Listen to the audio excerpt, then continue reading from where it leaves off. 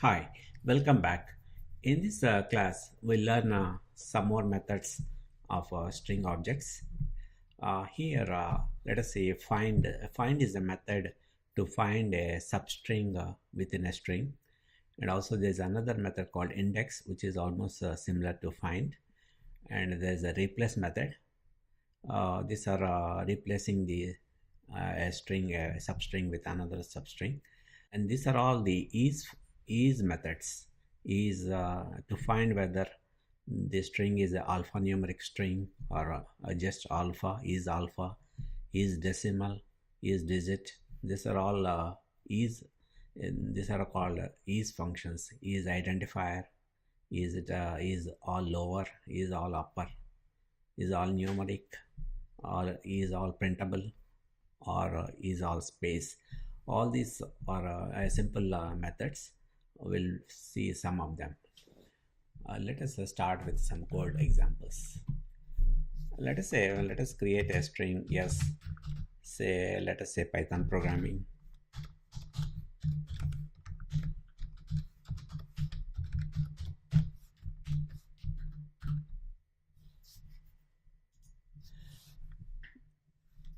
We can find a substring by using this method find, f.find, and we can pass the substring. Let us find mm, and if you say mm, it will give you the location of that substring mm.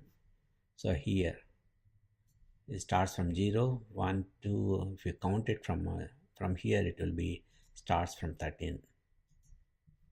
So then it gives the index location where this substring starts. And also, if you suppose if you pass something which is not there, like as dot find, suppose if you pass nn is not there, see what we get. We get -1. We get -1. Also, to this method, we can pass the start and starting and ending of the string. We need not look in the whole string. We can just pass the starting and ending. We can say yes dot find. We can say 0. If we say 0 to 18,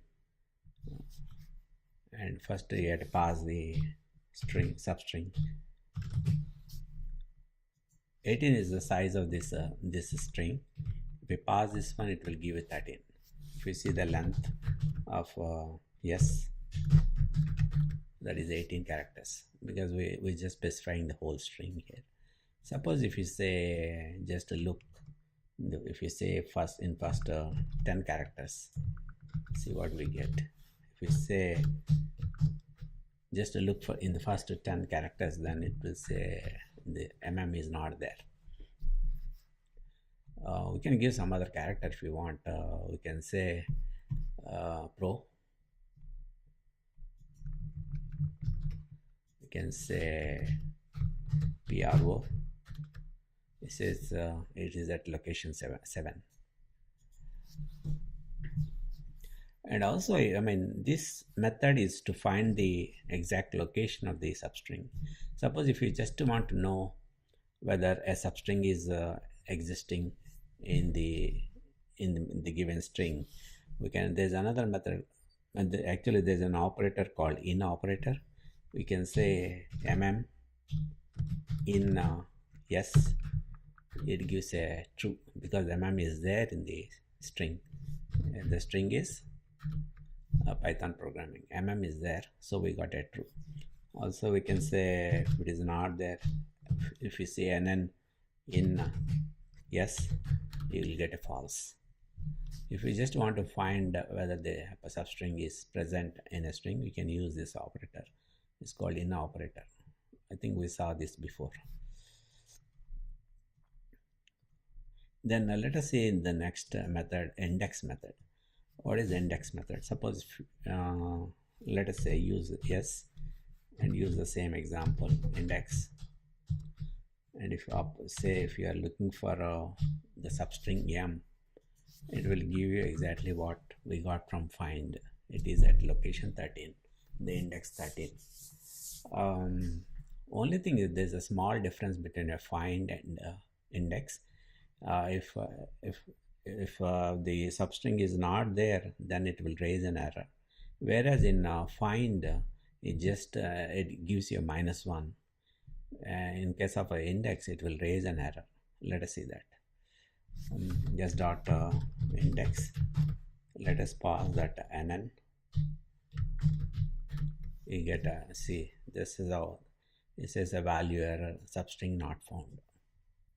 So it raises the error.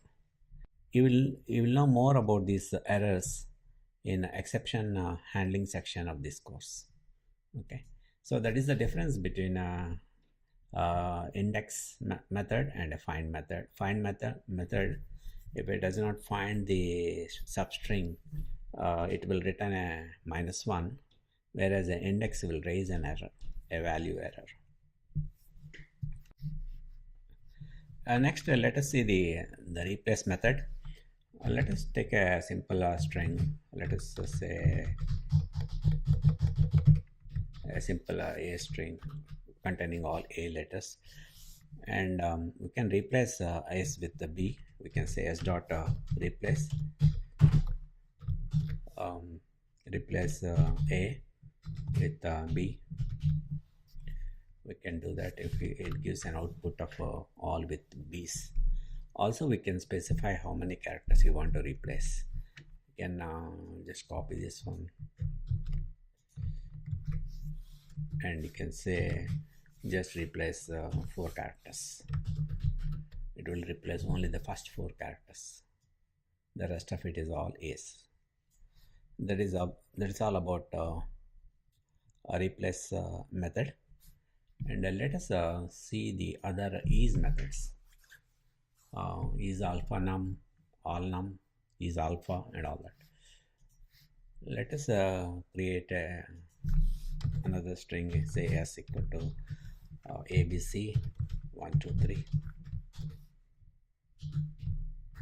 All right, and what is s now? abc 1 2 3.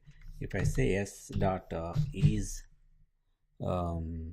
alpha numeric all num, this says true because it contains only alphanumeric characters. If I say alpha, suppose if I say s dot is alpha, it says false because it is having numeric characters also. It is not just alpha, so we got a false here. And if I say s dot is digit, this also I get a false because it has both the digits and alpha characters. And there's another method called s dot is identifier.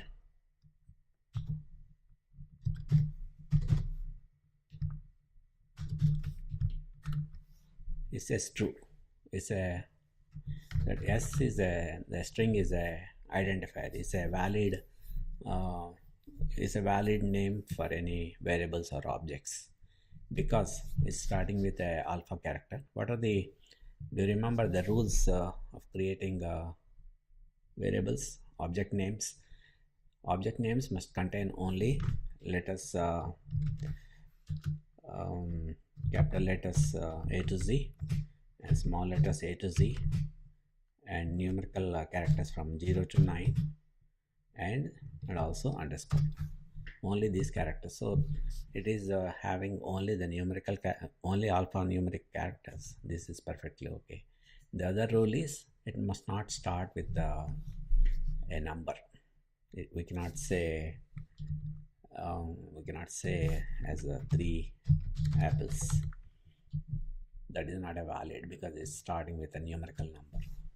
So this method is identifier is a method to find whether the given string is a valid identifier, valid name for Python objects.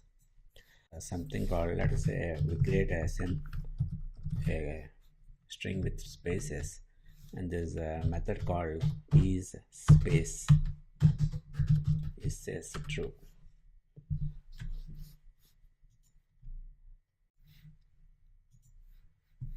Okay, we covered most of these methods, and we'll stop here, and in the next class we'll look into string splitting and joining methods. Okay, thanks.